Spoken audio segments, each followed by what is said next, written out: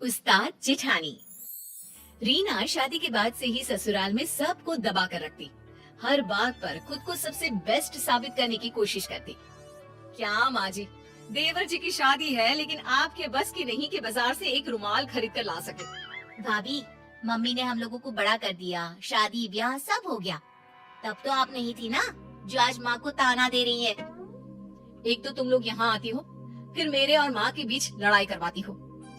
अरे सही तो बोल रही है मेरी बिटिया। घर की बहू हो और 4 काम करना पड़ गया, इसमें क्या होशियारी दिखाना।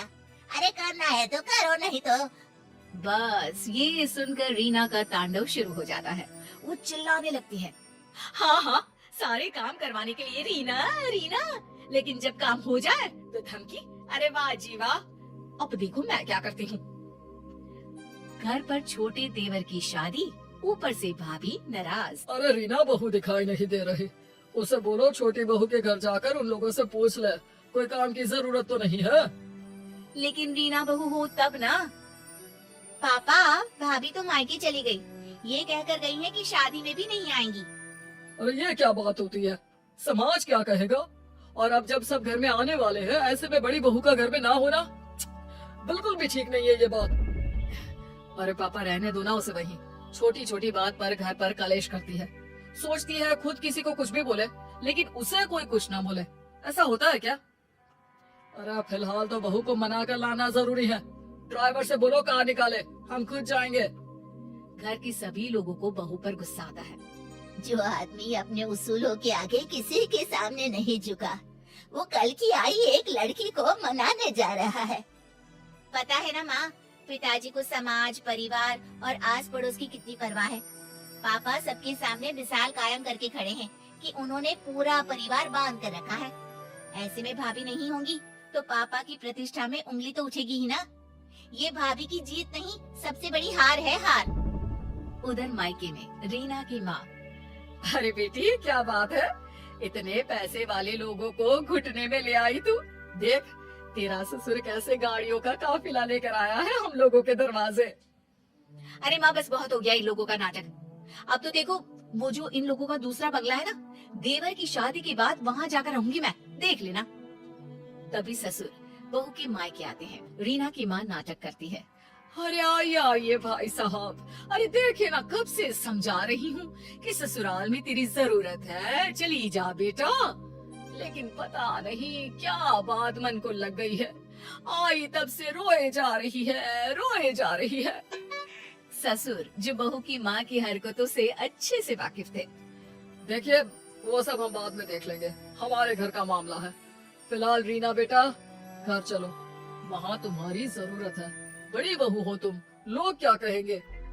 देखिए पिताजी, आप खुद आए हैं तो ठीक है, मैं चल रही हूँ, लेकिन मैं साफ साफ कह देती हूँ, देवरानी के आने के बाद मैं उस घर में नहीं रहने वाली। वो तो तुम्हें बोलने की जरूरत ही नहीं है, मैंने पहले ही फैसला ले लिया है कि मैं तुम्हें दूसरे बंगले में शिफ्ट कर दूंगा। छोटे की बीवी और वो हम लोगों के साथ रहेंगे। रीना को तो मानो मन मांगी मुराद मिल गई। तो फिर ठीक है ससुर जी, चलिए चलते हैं। रीना ससुराल चली जाती है और अच्छे से शादी हो जाती है। छोटी देवरानी जैसे ही घर में कदम रखती है, हाय रे, न जाने किसके अपशगुनी पैर हम लोगों के घर पड़े हैं। बत्ती ही चली गई, करो अब अंधेरे में सारी रस्में। तभी नौकर कहता है, अरे नहीं नहीं बड़े बहू जी, वो तो बत्ती आई है, जनरेटर बंद किया है ना अभी। छोटी बहू के तो पैर बहुत ही सुकून वाले हैं। अरे 2 दिन से पूरा मोहल्ला अंधेरे में डूबा था, अब जाकर लाइट आई है। अरे हाँ ठीक है ठीक है, ज्यादा बोलने की जरूरत नहीं है, नौकर हो नौकर की तरह रहा करो। देख रीना, हम लोगों के घर हमेशा से इतना पैसा नहीं था। तेरे ससुर ने बहुत मेहनत से कमाया है। नौकरों से अच्छे से बात किया करो, ये हमारा परिवार ही है। हाँ हाँ ठीक है ठीक है। वैसे मेरे मायके में नौकर चाकर रहे नहीं, लेकिन सब जानती हूँ कैसे बात करनी होती है इनसे। नौकर मुंह लटका कर चला जाता है। अरे देवरानी जी, कुछ बोलोगी भी कि बस ऐसी ही सबको घूरती रहोगी?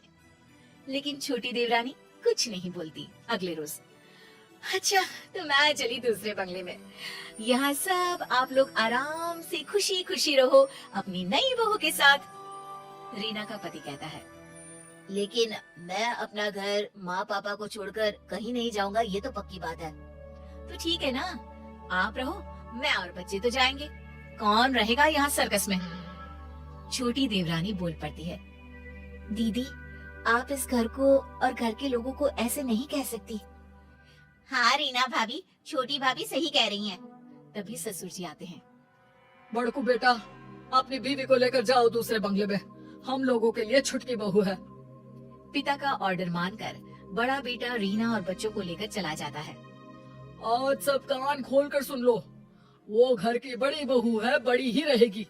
समाज में, परिवार में, हर जगह उसे हमारी बड़ी बहू के नाम से जाना जाता है। लेकिन एक बात ध्यान से सुन लो, कोई भी उससे गलत व्यवहार नहीं करेगा। अब क्या था, जेठानी रीना आए दिन घर आती और अपनी देवरानी को खरी खोटी सुना जाती। इन लोगों को जो तुम बहुत अच्छा समझ रही हो ना, अरे मैंने कैसे कैसे 5 साल काटे हैं मैं ही जानती हूँ। अरे मैं तो कहती हूँ तुम भी इन लोगों को मुंह मत लगाना। देखिए दीदी, अभी तक तो मेरे साथ सब ठीक है, जब कुछ होगा बुरा तो बता दूंगी। अरे मैंने तो इस घर को घर बनाया है, वरना जब मैं शादी करके इस घर में आई थी ना, पूरा घर ऐसे लगता था जैसे चिड़ियाघर। सास को तो किसी चीज का सहूर ही नहीं था। ठीक है ना दीदी, अब देखिए आप नहीं है, लेकिन घर माँ जी ही तो चला रही हैं। मैं तो वही करती हूँ जो वो कहती हैं। अरे एक बात और, बुढ़िया ना बहुत गहना रखी हुई है। अब मैं तो यहाँ हूँ नहीं, तुम ही देखना कहीं ना नदी सारा गहना ना चंपट कर दे। वैसे कायदे से तो बेटी का ही गहना बनता है ना दीदी, हम लोगों को वो दे दे, प्रसाद समझकर रख लेंगे। आखिर सास की यादगिरी भी तो बहू के पास होनी चाहिए ना। अरे पता नहीं तेरी माँ ने तुझे कोई संस्कार ही नहीं दिए। अरे इन लोगों को जानती नहीं है तू। तभी ससुर वहाँ आ जाते हैं और छोटी को डांटने लगते हैं। छोटी बहू, मैंने तो तुम्हें अच्छा समझा था, लेकिन तुम भी।